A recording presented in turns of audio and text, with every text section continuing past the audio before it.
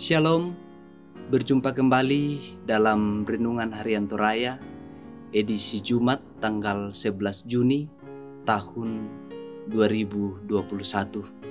Firman Tuhan yang akan kita dengarkan dan kita renungkan pada saat ini dari pertama Samuel pasal 13 ayat 15 sampai ayatnya yang ke-22. Sebelum kita membaca firman Tuhan, mari kita minta kekuatan, kita berdoa. Kami mengucap syukur Tuhan atas segala kebaikan dan kasih-Mu dalam hidup kami. Kami boleh ada sebagaimana kami ada, itu semata karena anugerah daripada Tuhan. Terima kasih untuk kesempatan saat ini Tuhan. Kembali kami akan membaca dan merenungkan firman-Mu. Dan biarlah firman-Mu Tuhan terus menjadi kekuatan dalam menjalani kehidupan bagi kami semua. Bersabdalah kepada kami Tuhan. Di dalam nama Tuhan Yesus kami berdoa. Amin. Pertama Samuel pasal 13 ayat 15 sampai 22. Firman Tuhan berbunyi demikian. Kemudian berangkatlah Samuel dan pergi ke Gilgal, ke Gibea Benyamin. Tetapi Saul memeriksa barisan rakyat yang ada bersama-sama dengan dia. Itu kira-kira 600 orang banyaknya. Saul dan Yonatan anaknya dan rakyat yang ada bersama-sama dengan mereka tinggal di Geba Benyamin, sedang orang Filistin berkemah di Mikmas. Maka keluarlah orang-orang penjara dari perkemahan orang Filistin dalam 3 gerombolan. Gerombolan yang pertama mengambil jalan ke Ofra, ke daerah Syial. Gerombolan yang kedua mengambil jalan ke Bet-Horon, dan gerombolan yang satu lagi mengambil jalan ke perbatasan yang menghadap ke lembah Seboim, arah ke padang gurun. Seorang tukang besi tidak terdapat di seluruh negeri Israel, sebab orang Filistin berkata, jangan-jangan orang Ibrani membuat pedang atau tombak. Jadi semua orang Israel harus pergi kepada orang Filistin untuk mengasah mata bajaknya, beliungnya, kapaknya, atau arit. Jadi semua orang Israel harus pergi kepada orang Filistin untuk mengasah mata bajaknya, beliungnya, kapaknya, atau aritnya masing-masing. Adapun pembayarannya ialah 2/3 sikal untuk mata bajak dan beliung, dan 1/3 sikal untuk mengasah kapak dan untuk memasang kusa. Sehingga pada hari pertempuran itu, sebilah pedang atau lembing pun tidak terdapat pada seluruh rakyat yang ada bersama Saul dan Yonatan.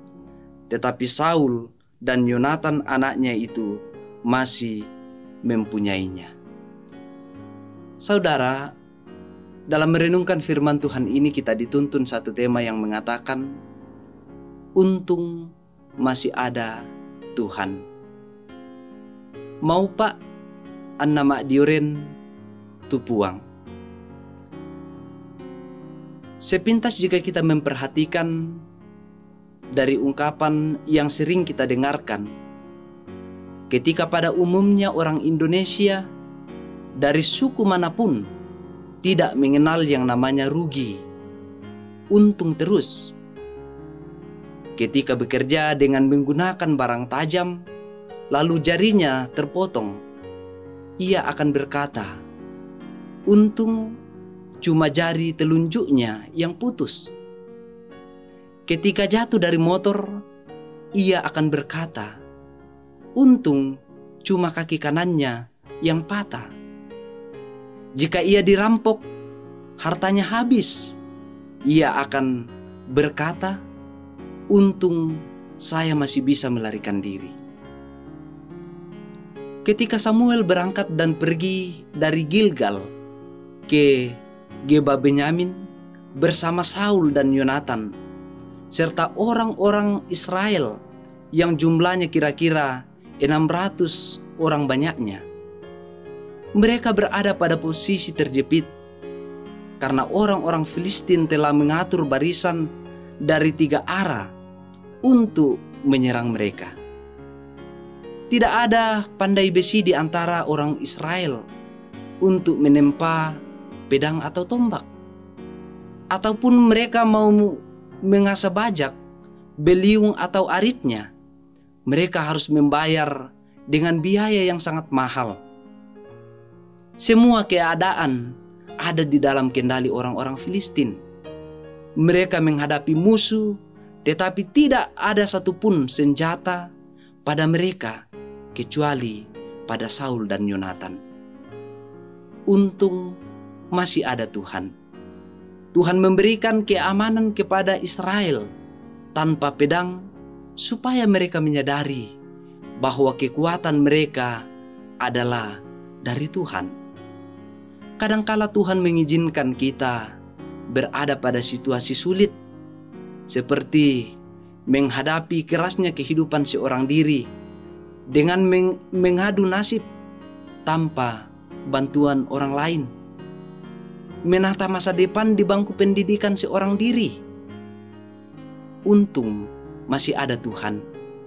Sekalipun hidup tertekan oleh dosa, tetapi kita diselamatkan oleh kasih karunia Allah di dalam Tuhan Yesus Kristus. Amin. Mari kita berdoa. Kami bersyukur kepadamu Tuhan. Firman-Mu hadir dalam hidup kami pada saat ini. Biarlah menguatkan, menuntun, dan menyertai kami untuk melakukan kehendak Tuhan dalam kehidupan ini. Tuhan sertai, Tuhan pimpin kami dalam sepanjang kehidupan kami hari ini. Ampuni salah dan dosa kami Tuhan.